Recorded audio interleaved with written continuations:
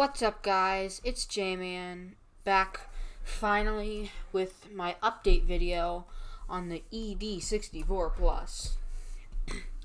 Now, a few months ago, I promised that I'd make an update video, and I'm finally doing that. I have not been very active on my YouTube channel because I have either been at school or on Twitch, which I will put a link in right now.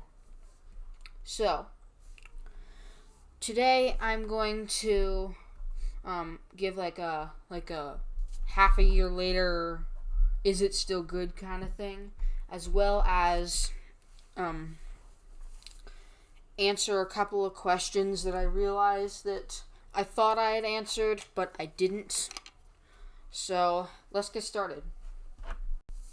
Okay, so the first thing I wanted to do is open it back up and give you a little bit more of an in-depth explanation and also show its size in comparison with the real game, because I realized I didn't do that in my old episode. So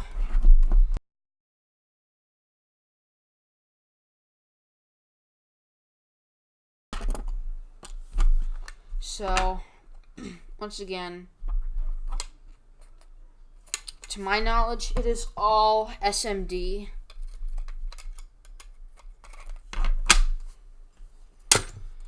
And seems decently soldered. You can see these edge pins here, I soldered them on because I felt like it didn't have a strong enough grip. So that's just me. It was fine, but I just felt like it. So, yeah, you can see the pins. This is just like the blank side, mostly, your SD card slot. Here is the FPGA. This is a Cyclone 2. Altera Cyclone 2. And I believe there are 2 sets of RAM here. I know this is RAM. I might be wrong with this. And it even says ED64Plus in the bottom here. It's not going to focus, so I'm going to continue on. So yeah, it seems pretty decent in terms of solder joints and things, if you're into that, which I am. And in terms of size, it is very, very close. You can see here, they're obviously the same exact width and depth. They have to be. In terms of height, the edges here, it's a little bit shorter. However, there is a little hump, I guess you could say. So, that's it for that part. And something else I realized was, I guess I didn't make clear that, like the things that this is capable of. So, as you saw in there was no save battery and no just standard ROM chips, because that's what the SD card's for. And when you plug it in, you have to turn it on and then play your game. And then when you want to save, you have to hit reset and then wait a few seconds until it boots back up, and then it's fully saved. Then you can pull it off, take it out, and then run one of your few physical games. Which brings up another thing. I am not promoting piracy.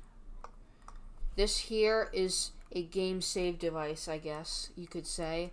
But really, it's for playing either backups of your physical games or ROM hacks, or like the controller test app, which I'll show you. So, I do not recommend piracy, but at the end of the day, it is your will, and I cannot change you. But don't do it. Okay, so I have my N64 hooked up via the capture card, and I have an input display using an Arduino and Nintendo Spy, which I hope to make a video on soon. And if I boot up Mario 64, there's not going to be any audio, unfortunately. You can see here that it works just fine. If I press start and move around, it's okay.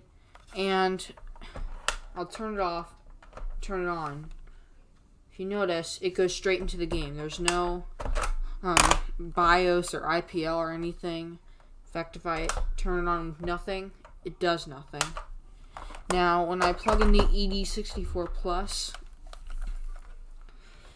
it brings in its own operating system. And now you can see that I am using the D-pad to move, which I wasn't able to tell you in the last video, I don't think.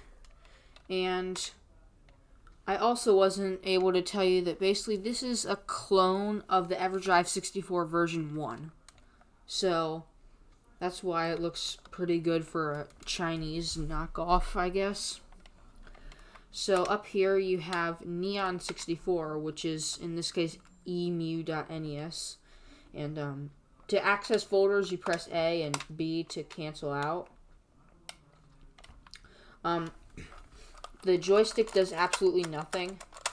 And if you use left or right, you can see at the bottom there it changes it.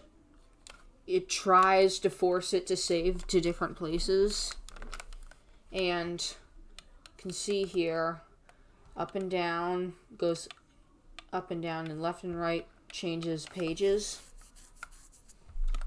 And C up will open the last file you had.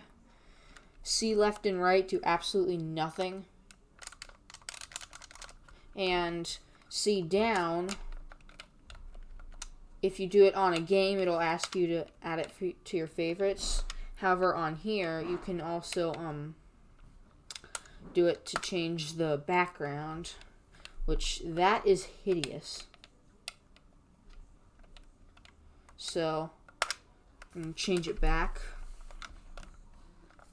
So, something else, any game that requires the expansion pack, you still need it. For example, just open up Donkey Kong 64 here, and oh man, this is a big game. So once it eventually loads in, you can see here it brings up the expansion pack error, and I just hit reset, by the way. So when I get back up, it's still fine. You can play most games, but you can't play anything that requires a expansion pack unless you have one. So here's that controller test I was talking about. You can see here it just shows that, and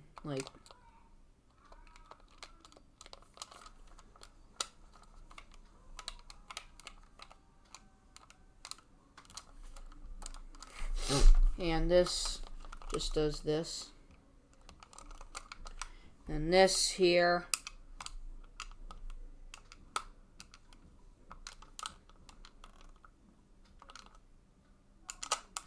shows your controller benchmark, which I think mine is pretty good. So that's that. And one final thing I will say, be careful with how you flash your SD card.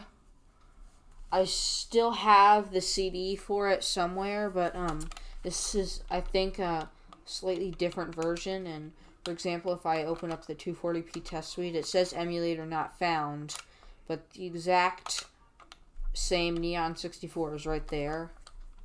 And that's just something you need to be careful with. So other than that, I still love the device. It's really helpful, so then you don't have to get up and swap a bunch of cartridges, and also you can play ROM packs and things. Recently I've been really wanting an expansion pack to play the new Star Road port that K's Emmanuel made. Hopefully I'm not butchering that name. So, yeah. Be sure to like it if you did. And consider subscribing, because if I get more subscribers, I'll probably be wanting more to make videos. So, please do that, and I'll see you next time.